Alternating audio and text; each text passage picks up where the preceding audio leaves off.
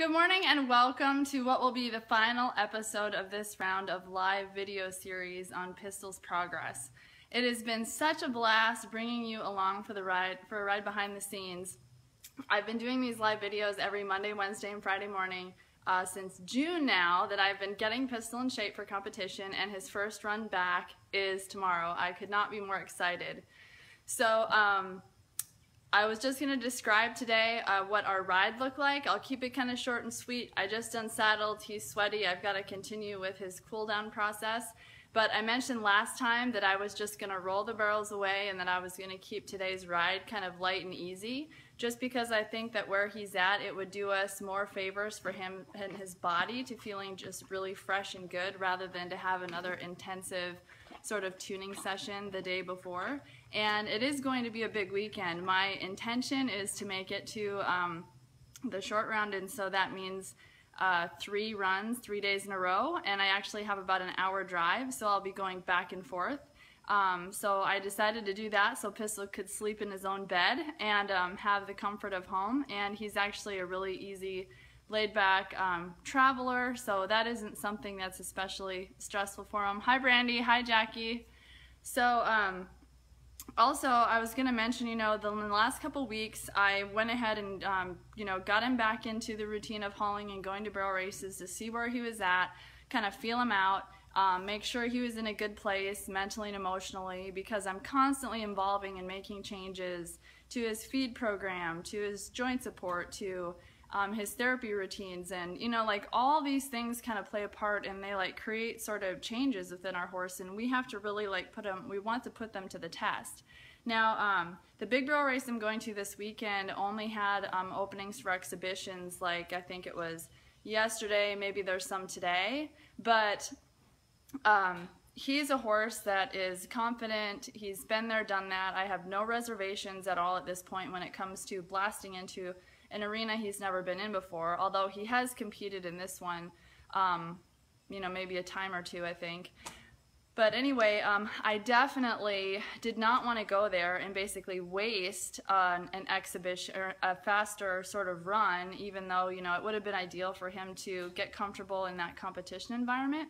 We have to be able to weigh out the pros and cons and what our individual horses need the most. And so it definitely was not going to be worth it in our case to go have the 2 hours spent on the road and then have basically one less run. I kind of have to save him and sort of save his body, and then trust that the preparation that I've done up to this point and that everything that I need is there for his confidence to be there and everything. And so that was the reason, like I said, that I opted definitely to not do any exhibitions. And like I said, he's like a finished horse. The only reason that I've done those in the last couple weeks is just because he'd had such a long break from going anywhere and doing anything, and so it's just kind of a way to ease him back into things. But now that it's game time, I'm confident that all of the elements are there. So it was so tempting in the last couple of days. I had rolled the barrels away, because my tendency is to want to work on things, tune, get it perfect. And really my tendency is to overdo things and to think that it's all me and the training that we do together that is really the key to our success. And I think that with horses, especially that have overcome some pathologies and injuries, and at being a teenager, I think it does us more favors. Even if there is still some little tuning to do, it does us, like I said, more favors for their horse's body to just be feeling fresh. We will get further with them just feeling good and keeping things kind of light and easy in those couple days before competition. So anyway, I was so tempted though the other day. I was thinking about, gosh, I would love to set the barrels up and maybe I'll just walk them, I thought. And I'm like, no, I'm not going to do it. It's it was an exercise for me to just basically trust that everything I had put together was going to be enough. And just believe in that, and that like I didn't have to like continue overworking it for it to come together. And so I have to admit today, do a little bit of working the invisible pattern a little bit, just mostly slowly, just for some visualization sort of practice for myself. And so that was good. And anyway, even though I sort of worked an imaginary pattern, it gave us a little bit of, you got an itch, Pistol? It gave us a little bit of a leeway as far as like, I didn't have to, things were not very like specific and super demanding because, you know, the barrels were invisible. So there was a little bit of leeway there as far as like, it just kept it a little bit more relaxed and light and easy. But both of us were definitely able to sort of really think about our positioning, that first barrel, and just really get in sync and sort of visualize and practice and confirm our movement patterns and so forth. And so I'm a little bit on the fence at this point about headgear because he feels stronger than he has ever felt. And so part of me is like, do I trust that and use the headgear that I know will be best for his biomechanics, which is actually something really light? Or should I go to something a little more that is a little more of a guarantee that if things go south, I'll be able to correct course? And so I'm a little bit on the fence because he feels like absolutely stronger than he ever has. And so I definitely would not consider using a bit that he's never had before. It's just kind of between like 2 or 3 that I've used in the past, and I'm wondering, and I'm trying to decide. I thought I had my mind made up, and then today I'm kind of like, kind of thinking about it again. So I'm gonna decide on that.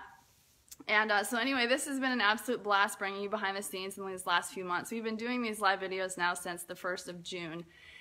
And so that first month I did nothing but like therapy, sort of rehabilitative groundwork, ground conditioning. And then I did a month of just getting him fit. Not really a lot of small circles, not a lot of anything real intense, just getting him really fit and strong.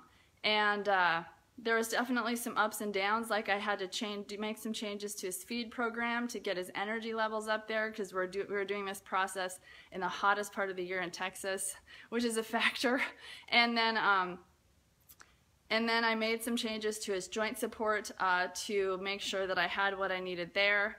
And then this last month I've really been upping the intensity, which was perfect timing because I finally felt like he was feeling well enough for me to ask for more of him. And then we've been just like tuning and improving things on the actual pattern. And he's kind of at a point where I can start asking him for more and make sure that those things that we've reconfirmed going a little bit slower are there at speed.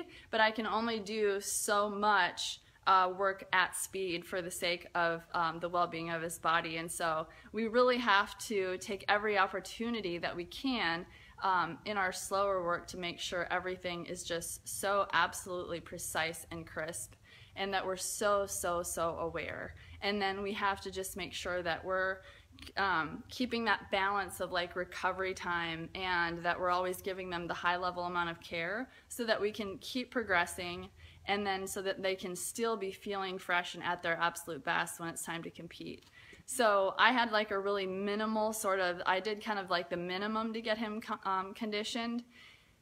And I actually intend to give him a break right now because, you know, the last month or so has been so intense. And then I'm going to be helping Craig get .com going. And then we are going to, we have some fun plans with the horses towards the end of September. And then I have some big plans to compete on Pistol again in October.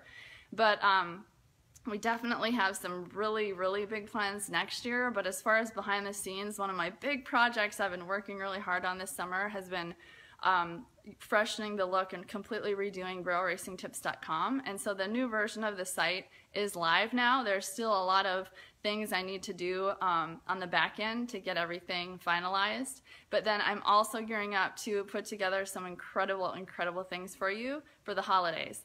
So those are some of my priorities, and I'm so excited. But anyway, I just couldn't be more happy and pumped to have the opportunity to be running him again. And it has been really fun to bring you behind the scenes, like I said, to show you what it really looks like. And so thank you so much for joining us.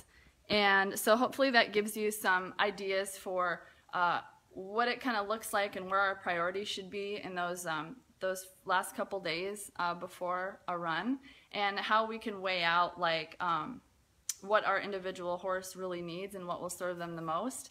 And we have to be able to separate, we have to be able to trust the training and the work that we've put in, and at the same time be aware and receptive to the feedback our horse is offering us, and then make adjustments accordingly. And again, I think the big thing is really always like really making it a high priority to take care of our horse's body, and make sure that they are feeling good. Like, I think it's really common, I know it was a rut that I was in years past, is that I was trying to train through what were essentially like soundness issues, and that is definitely a dead-end road. And I think so many of us, we don't know what we don't know, and so many of us are in that position without really fully realizing it. And it's not something to be, it's not the end of the road or something to be afraid of. It just means that we have to like shift our program a little bit. We might have to learn some things. We might have to backtrack just a bit to get our horse built back up physically, so that they are really completely 100% able to offer us. Like, it really should be easy. Like, if it's not easy for our horse, there's a specific reason if we look for it. And like I said, it's not something to get frustrated or discouraged by, because it's really a learning opportunity. And the more we embrace those learning opportunities and kind of take a step back and look at the bigger picture, the further we're going to get essentially in the long run, and the more success we're going to have. So, hi Sharon, thank you. Hi Lisa, hey Becky. So anyway, I will do my best to update my stories and stuff in the coming days. And then of course I'm gonna post updates and let you know how it all went and everything. It's just that this particular live video series, this is the grand finale. So right now I am going to go and walk Pistol out a little bit more. I'm going to give him a bath. I might ice his legs and then put some poultice on him. And I'll probably do an extra therapy session tonight, 1 in the morning before we go. And it's gonna be a big weekend. And I am just like, I couldn't be more excited. So thank you again so much for coming with me for this live video series. It has been a lot of fun, and I hope it's been some value to you. And I can't wait to connect with you again soon.